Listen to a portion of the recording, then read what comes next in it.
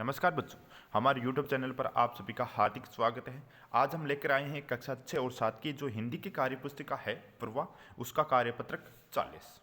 कार्यपत्रक 40 की हमारी दक्षता रहेगी गद्यांश और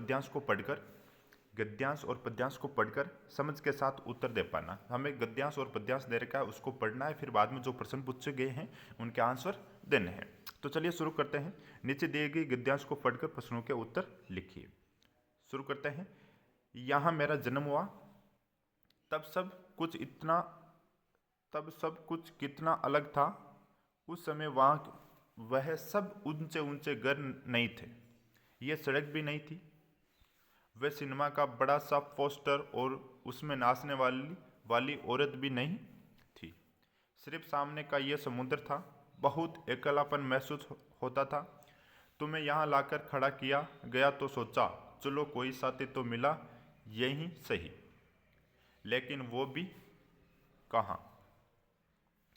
तुम तो मुझसे अपनी अक्कड़ के मारे बोलने को तैयार ही नहीं थे। ये हमारा हो जाएगा गद्यांश। अब हमें क्या करना है, इसको पढ़ लिया हमने और इनके जो प्रश्न पूछे गए हैं उनके आंसर देने हैं। पहला प्रश्न है, गद्यांश में पेड़ अपने मित्र बिजली के खंभे से बात कर रहा है, जिसमें समय के साथ आए बदलाव के बारे में बता रहा है। तुम्हें अपने आसपास की नीचे दी गई चीज़ों में क्या क्या बदलाव लगता है जो पहले नहीं था। इस बदलाव के क्या कारण हो सकते हैं, लिखना आपको। तो सबसे पहले शुरू करेंगे। स्कूल में पहले कमरों की संख्या कम थी। क्या हुआ, पहले कमरों की संख्या कम थी तथा फर्नीचर भी नहीं था। लेकिन अब स्कूल भवन भी नया बन गया तथा अन्य सुविधा भी बढ़ गई। गांव और शहर में क्या परिवर्तन हुआ वो लिखना है।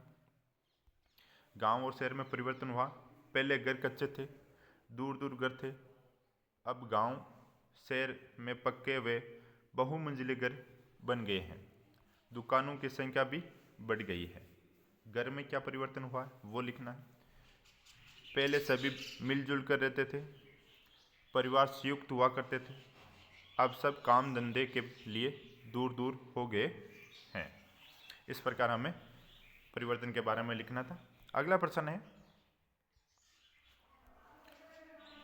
है, क्या तुम्हारा भी कोई दोस्त ऐसा है जो अक्कड़ के बारे कभी कभी बात नहीं करता, तब तुम उससे बात करने के लिए क्या करते हो। हाँ, मेरा दोस्त है। हमारा एक दोस्त अक्कड़ के मारे हमसे बात नहीं करता, फिर भी हम दोस्त होने के नाते उससे बात करने की कोशिश करते हैं। तो आज के लिए इतना ही। धन्यवाद। जय हिंद।